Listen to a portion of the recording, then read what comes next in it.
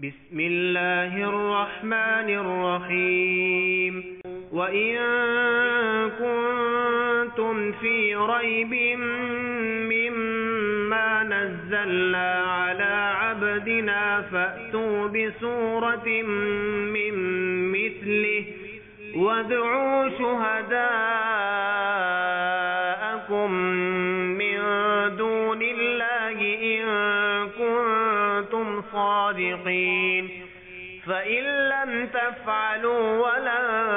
تفعلوا فاتقوا النار التي وقودها الناس والحجارة أعدت للكافرين. أعوذ بالله من الشيطان الرجيم. بسم الله الرحمن الرحيم. وإن كنتم في ريب مما نزلنا على عبدنا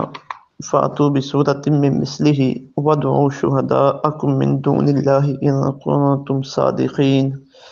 فإن لم تفعلوا ولن تفعلوا فاتقوا النار التي وقودها الناس والحجارة أعدت للكافرين. آمنت بالله صدق اللہ العظیم. گزشتہ آیات میں اللہ تعالیٰ نے اپنی توحید کا ذکر کرتے ہوئے اپنا تعارف بھی کروایا تھا اور اپنے بندوں کو اپنی عبادت کی دعوت بھی دی، اور یہ بھی بتایا گیا کہ عبادت کرنا تمہارے لیے فائدے کا سبب ہے، تم اہل تقوی میں سے ہو جاؤ گے اور میری کرم نوازی میں شامل ہو جاؤ گے۔ اب آیت نمبر 23 اور 24 میں اللہ تعالیٰ قرآن پاک کے معجزہ ہونے کا ذکر کرتے ہیں، اور قرآن مجید کو بطور معجزہ ذکر کر کے حضور رحمت دو عالم صلی اللہ علیہ وسلم کی رسالت کا ذکر فرما رہے ہیں۔ توحید کے بعد دوسرا بڑا عقیدہ رسالت ہے۔ اللہ رب العزت انسانوں میں سے ہی کچھ بندوں کا انتخاب کرتے تھے اور انہیں عام انسانوں سے بڑھ کر صلاحیتیں، قوتیں، نعمتیں اور ان کے اوپر کرم نوازیاں فرماتے تھے، اور ایک طرف ان کا تعلق اللہ تعالیٰ کے ساتھ ہوتا تھا اور دوسری طرف انسانیت کے ساتھ۔ اللہ تعالیٰ سے وہ پیغامات قبول کرتے تھے اور انسانیت کو پہنچاتے تھے، اور پھر اللہ تعالیٰ انہیں معجزے بھی عطا فرماتا تھا۔ معجزے کا مطلب ہوتا ہے عقل کو عاجز کر دینے والی چیز، یعنی وہ چیز جو انسانی عقل اور فہم میں نہ آ سکے کہ یہ کام کیسے ہو گیا، یہ کرنا کیسے ممکن ہے، یہ ممکن تو نہیں تھا لیکن ہو کیسے گیا۔ اور شریعت میں جب ہم معجزے کا نام لیتے ہیں تو مطلب یہ ہوتا ہے کہ اللہ کے رسول، اللہ کے نبی کا وہ کام جو اسے نبوت کی دلیل کے طور پہ عطا فرمایا جاتا ہے اور وہ انسانوں کی عقلوں سے بالاتر ہوتے ہیں۔ مثلا حضرت موسیٰ علیہ السلام کا مردوں کو زندہ کرنا، میرے اور آپ کے کریم آقا صلی اللہ علیہ وسلم کا چاند کو 2 ٹکڑے کرنا، ڈوبے ہوئے سورج کو واپس پلٹانا، جانوروں کا آپ کے ساتھ کلام کرنا، درختوں کا آپ کی خدمت میں حاضر ہو کے سلام پیش کرنا، تو بے شمار معجزات ہیں جو اللہ تعالیٰ نے اپنے انبیاء اکرام علیہ السلام کو عطا فرمائی تھی۔ میرے اور آپ کے کریم آقا صلی اللہ علیہ وسلم کے معجزات میں جو سب سے بڑا معجزہ ہے وہ قرآن مجید ہے۔ جس وقت قرآن مجید نازل ہو رہا تھا تو اس وقت عرب میں بڑے بڑے زبان دان موجود تھے، بڑے فصیح و بلیغ لوگ موجود تھے، خطبے دینے والے،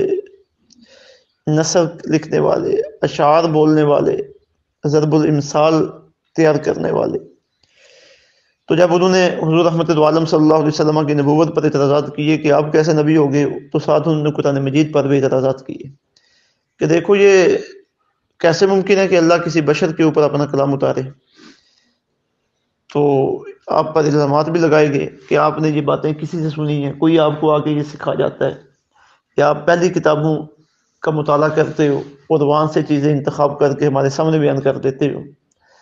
تو اب ظاہر ہے قرآن مجید اللہ کا کلام ہے اور اللہ رب العزت کے حکم سے آقا علیہ الصلوۃ والسلام یہ کلام ان کے سامنے پیش کرتے تھے، تو اس کا جواب بھی اللہ تعالیٰ نے ہی ارشاد فرمانا تھا۔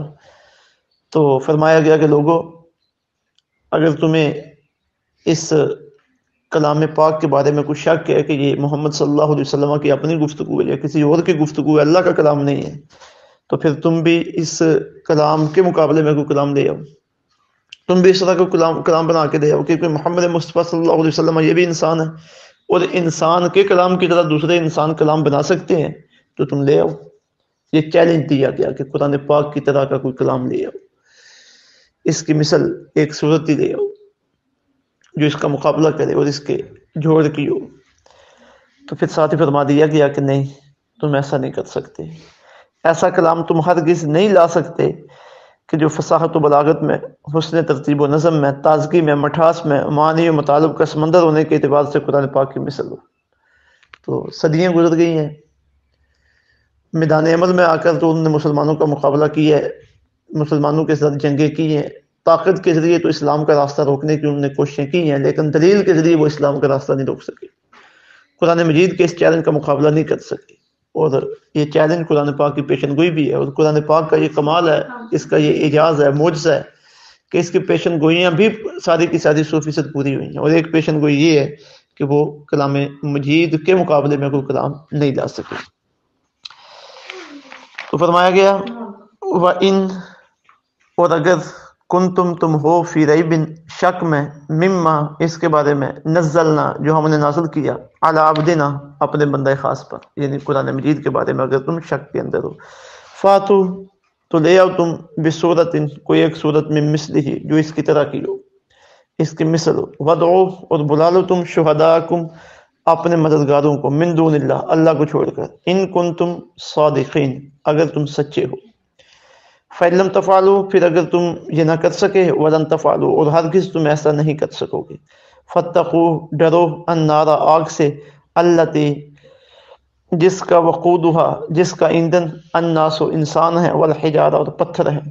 اعدت، جو تیار کر دی گئی ہے، للکافرین، کافرین کے لیے۔ وَإِن كُنتُمْ فِي رَيْبٍ مِّمَّا نَزَّلْنَا عَلَىٰ عَبْدِنَا، اگر تم شک کے اندر ہو اس کے متعلق جو ہم نے اپنے بندے خاص پر نازل کیا، فَأْتُوا بِصُورَةٍ مِّن مِّثْلِهِ، تو اس کی مثل ایک صورت لے آؤ، وَادْعُوا شُهَدَاءَكُم مِّن دُونِ اللَّهِ، اور اللہ کے علاوہ تم اپنے مددگاروں کو بلا دو، ان کنتم صادقین، اگر تم سچے ہو، فَإِن لَمْ تَفْعَلُوا، پھر اگر تم یہ نہ کر سکے، وَلَن تَفْعَلُوا، اور ہرگز ایسا نہ کر سکو گے، فَاتَّقُوا النَّارَ الَّتِي وَقُودُهَا النَّاسُ وَالْحِجَارَةُ، ڈر جاؤ اس آگ سے جس کا ایندھن انسان اور پتھر ہے، اعدت للکافرین، جو تیار کر دی گئی ہے کافروں کے لیے۔ پہلے تو انہیں جو شک تھا اسے چیلنج کیا گیا کہ اگر تمہیں شک ہے تو لے آؤ اس کی مثل کوئی صورت، اس کی مثل، ایک مقام پہ فرمایا گیا کہ اس کی مثل کوئی کتاب لے آؤ، ایک مقام پہ فرمایا گیا کہ اس کی مثل کوئی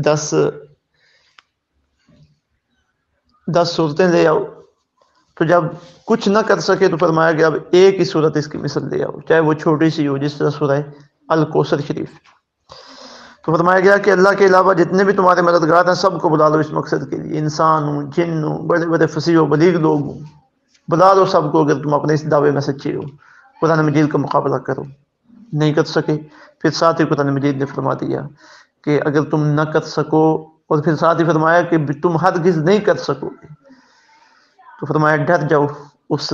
جہنم کی آگ سے جس کا ایندھن انسان اور پتھر ہے، اور جو کافروں کے لیے تیار کر دی گئی ہے۔ تو ایک بات یہ سامنے آ گئی کہ کفار کے لیے، مشرکین کے لیے، اسلام کے دشمنوں کے لیے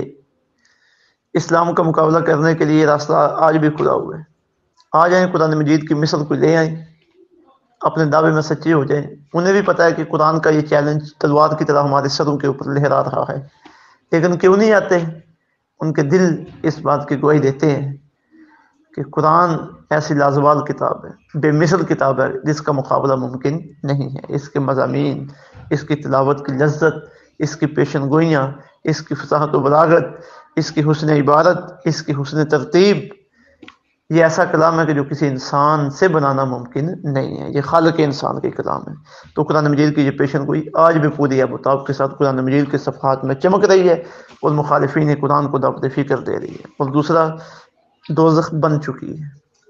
اعدت للکافرین، جو تیار کر دی گئی ہے کافروں کے لیے۔ تو یہ بھی ہمارا عقیدہ، جنت ہے، دوزخ ہے،